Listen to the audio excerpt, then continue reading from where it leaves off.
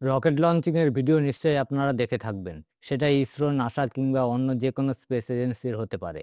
তাতে একটা জিনিস নিশ্চয়ই লক্ষ্য করেছেন যে যখন কোনো রকেট লঞ্চ করা হয়, সেই সময় লঞ্চ প্যাডের আশেপাশে প্রচুর পরিমাণে ধোঁয়ার কুণ্ডলী আকাশে উঠতে দেখা যায়। আপনারা কি জানেন যেটাকে আপনারা ধোঁয়া মনে করছেন সেটা আসলে ধোঁয়া নয়? তাহলে ধোঁয়ার ন্যায় দেখতে এগুলো কি? আজকে সেই প্রশ্ন দিয়ে উত্তর খোঁজার প্রয়াস করব। তার আগে একটি প্রশ্ন করছি, দেখুন উত্তরটা জানা আছে কিনা। প্রশ্ন হলো, আমাদের সৌরজগতে এমন একটি গ্রহ আছে যার একদিনের চেয়ে ১ বছর ছোট হয়।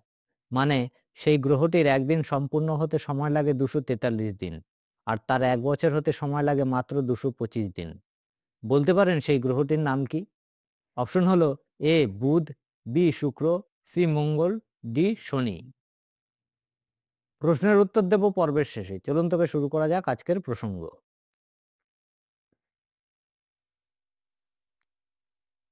প্রথমেই আসুন জেনে নিই রকেট কিভাবে আকাশে ওঠে।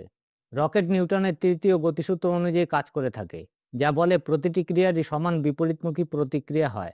এখানে রকেট কম্বাসন রিয়াকশনের উপর নির্ভর করে।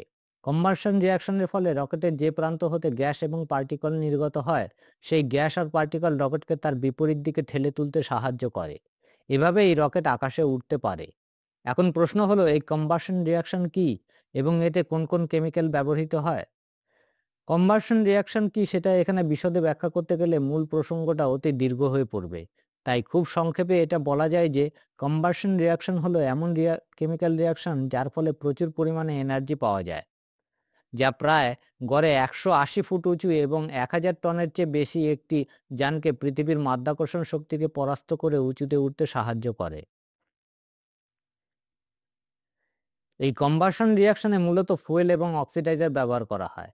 অধিকাংশ রকেটেই এই ফুয়েল হিসেবে লিকুইড হাইড্রোজেন এবং অক্সিডাইজার হিসেবে লিকুইড অক্সিজেন ব্যবহৃত হয়।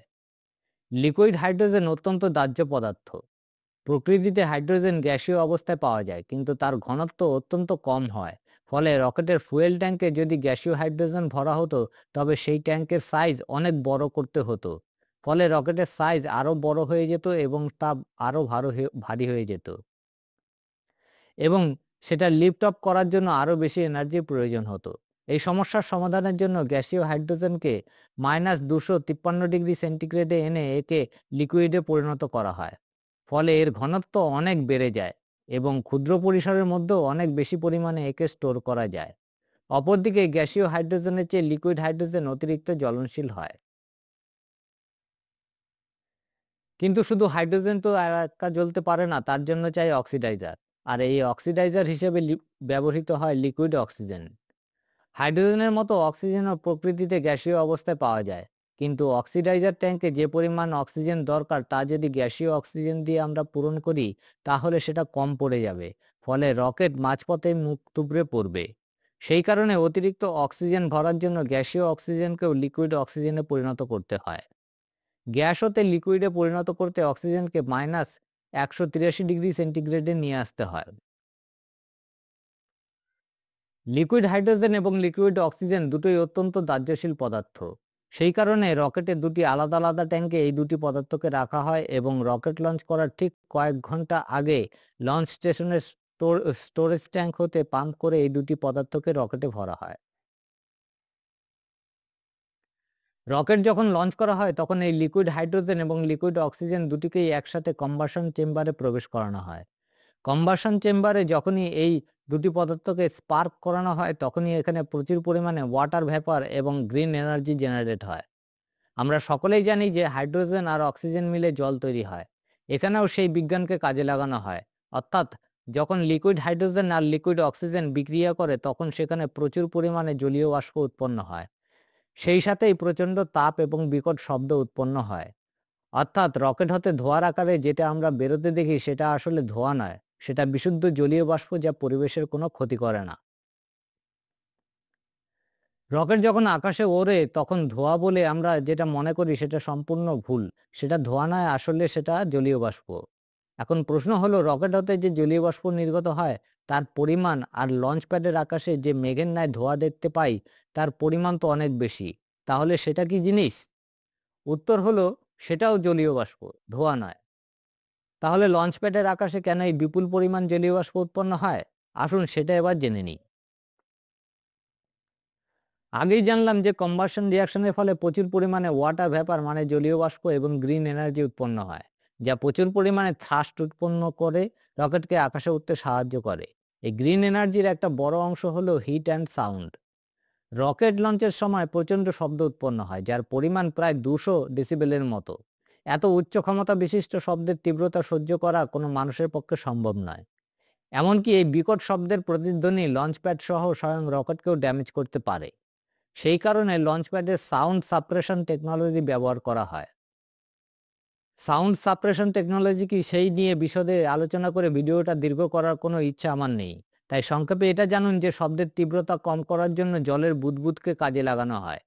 সেই কারণে রকেট লঞ্চের ঠিক আগে লঞ্চপ্যাডের ওপরে এবং রকেট ইঞ্জিনের ওপর মোটা হোস পাইপের মাধ্যমে জল ফেলা হয়। একে রেইন বাথ বলা হয়। আপনারা জানলে অবাক হবেন যে একটি রকেট লঞ্চ করতে গেলে কম করে 3 থেকে 4 লক্ষ গ্যালন জলের প্রয়োজন হয়। এছাড়া লঞ্চপ্যাড বরাবর ক্যানাল তৈরি করা হয়, তাতেও প্রচুর পরিমাণে জল সংরক্ষণ করে রাখা হয়। যখন রকেট ইঞ্জিন চালু করা হয় তখন রকেট ইঞ্জিন হতে নিঃসৃত শব্দ জলের বুদবুদের সাথে বিক্রিয়া করে শব্দ শক্তিকে তাপ শক্তিতে পরিণত করে। আবার অতিরিক্ত তাপও রকেট এবং লঞ্চপ্যাডকে ধ্বংস করে দিতে পারে।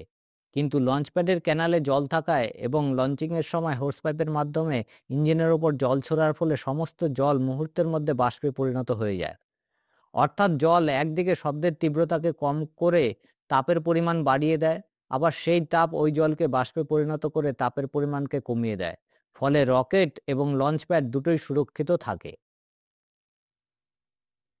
এবার অনেকে প্রশ্ন করতে পারেন যে লঞ্চপ্যাডের দুদিক দিয়ে কেন এই জলীয় বাষ্পের মেঘ বের হয়।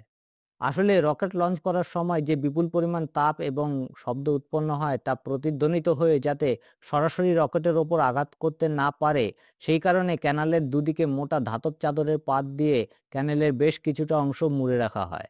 ফলে প্রতিধ্বনিত তাপ এবং শব্দ সরাসরি রকেটে না এসে ক্যানাল বরাবর দুদিকে সম্প্রসারিত হয়। সেই কারণেই যখন রকেট লঞ্চ হয় তখন লঞ্চপ্যাডের দুদিক দিয়ে জলীয় বাষ্পের মেঘ বের হতে দেখি। অর্থাৎ রকেট লঞ্চের সময় আমরা যেটাকে ধোঁয়া বলে মনে করি সেটা আসলে কোনো ক্ষতিকারক ধোঁয়া নয়, সম্পূর্ণ পরিবেশ বান্ধব জলীয় বাষ্প।